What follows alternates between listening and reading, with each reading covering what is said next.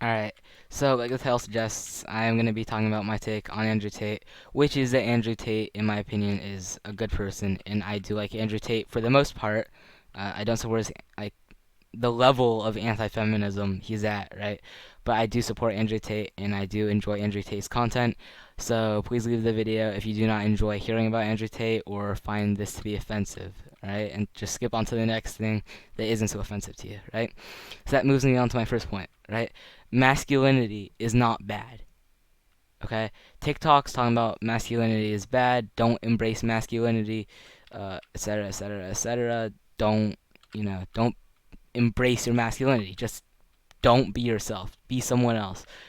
You know, uh, be feminist, right? And I feel like that's the message there is telling you the wrong thing. And Andrew Tate believes the same exact thing. Andrew Tate does not believe in feminism, not at all. He takes it too far sometimes, but he doesn't believe in feminism, and he does believe in masculinity, which is the important part. Andrew Tate is masculine, unapologetically. He is masculine. He he's a man. He does all of it. He embraces it. He's not afraid to embrace it. He does it, every day. He puts masculinity into everything he does, every waking breath. He's masculine, masculine, masculine. And that's one of the defining traits of him, or what makes him different, right? Is that he is masculine. He does what he wants, and he does it masculinely. I don't even know if that's a word or not, but he does it all like a man, which you might say is sexist, but I think that that is the right message to be pushing, because masculinity is confidence, and masculinity is very important for our mental well-being, because nature designed it into us for confidence, for believing in ourselves, for providing, for everything that's important, everything that's a value to anyone who believes in masculinity. Nature designed it that way so that we could. It's an important part of our psyche, an important part of our mental well-being, right? We need to be masculine to be complete, right? Because without masculinity, we aren't complete. We aren't a whole man. We're just like some sort of cyborg half person who isn't complete, right? And next point, confidence is key. And I just found the word. Confidence is key because Andrew Tate, he believes in communism. Or he doesn't believe in communism. He believes in confidence. He believes in being confident in what he does. He believes in jumping in headfirst. He believes in, if you're gonna do it, you're gonna go all the way there, right? Go all the way, push it to its limits. He believes in being confident. And he is confident. He pushes that. He like wakes up. He eats confidently. He speaks confidently. He asks, "What color is your Bugatti?" Confidently. Bottle of water confidently. He does everything confidently, which is, I believe, a very good thing, because going back into mental health, it is an important part of mental well-being to be confident and believing in yourself, right? So that also kind of links back into masculinity, because part of being masculine is to be confident in yourself and confident in what you do, right? And yeah, Andrew Tate is very confident in himself. He's confident in his ideals, confident in his ideas. If he says it, he really does believe it, and he pushes that, right?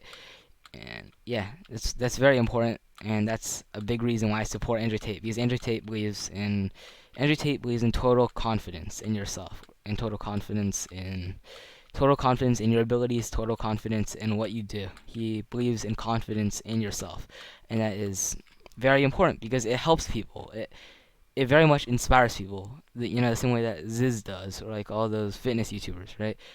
He inspires you to be confident, and when you're confident, you inspire yourself, and it turns into a feedback loop until you become very extremely masculine and very extremely strong, and you become just the epitome of, like, just a perfect example of what we're meant to be, right?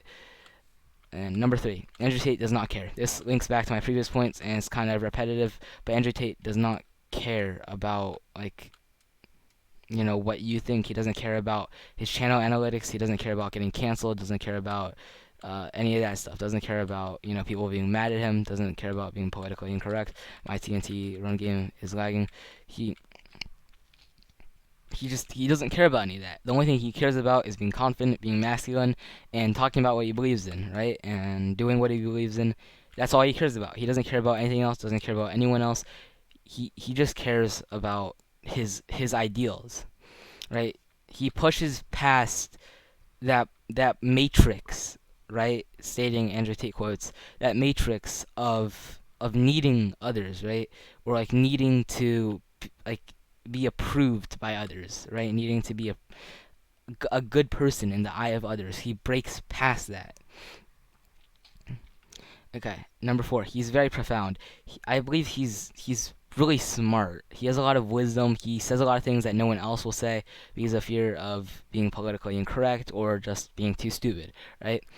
So one quote that shows this is he says in one video, "You give the ghost power by believing in this," and it doesn't it doesn't make sense, right? The quote, "You give the ghost power by believing in it." Does that make any sense? No, it shouldn't. If it does, you're I don't know. You're some sort of super genius, I guess. You got the big chair from DC where you see everything.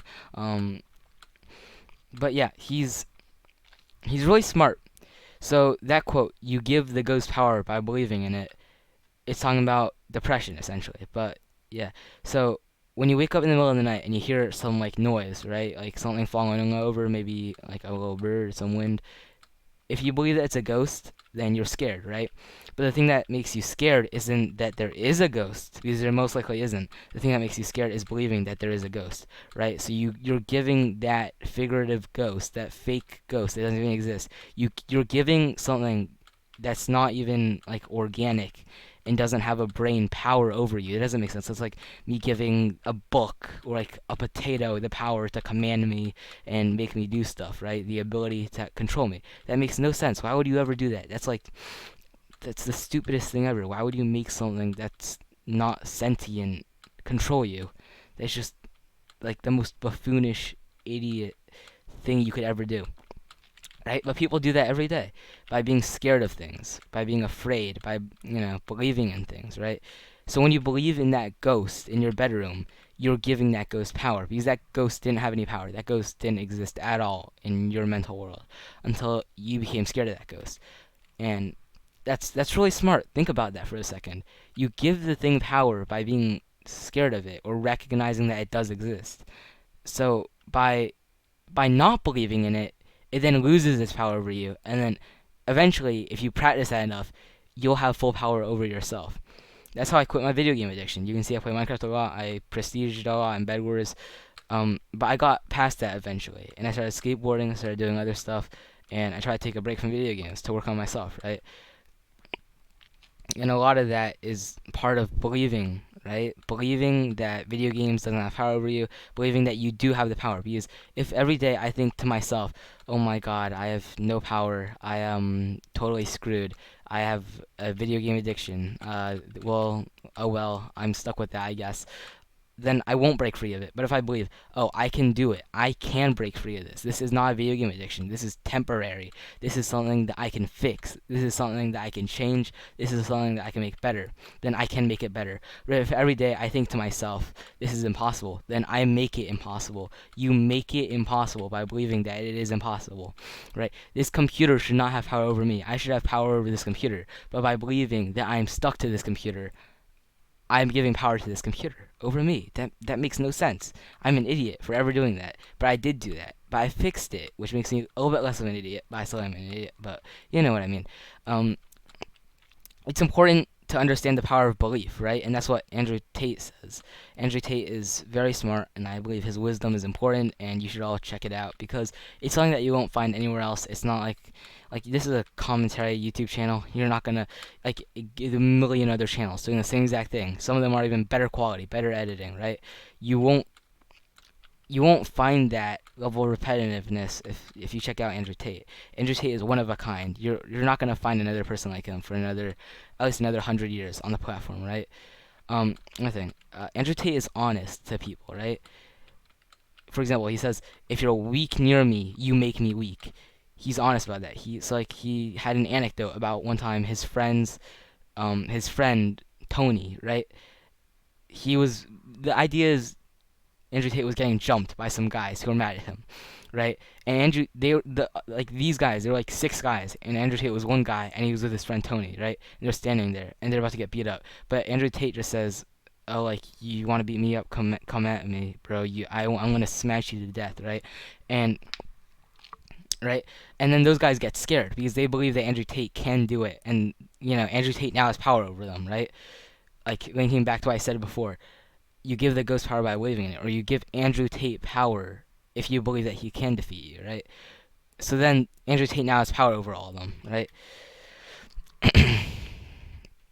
But then his friend Tony, the friend Tony says, Andrew Tate, why don't you just apologize to them, right?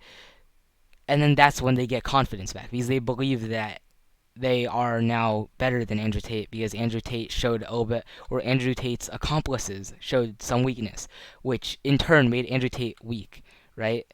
And he's honest about it. He says that friend made me weak. I abandoned that friend, etc. Right? And that's very smart, right? That's very, but he's honest too. That's like what this entire point is. Not that he's smart, that he's honest. He says things that he believes in, and if he believes them, he says them, etc., etc.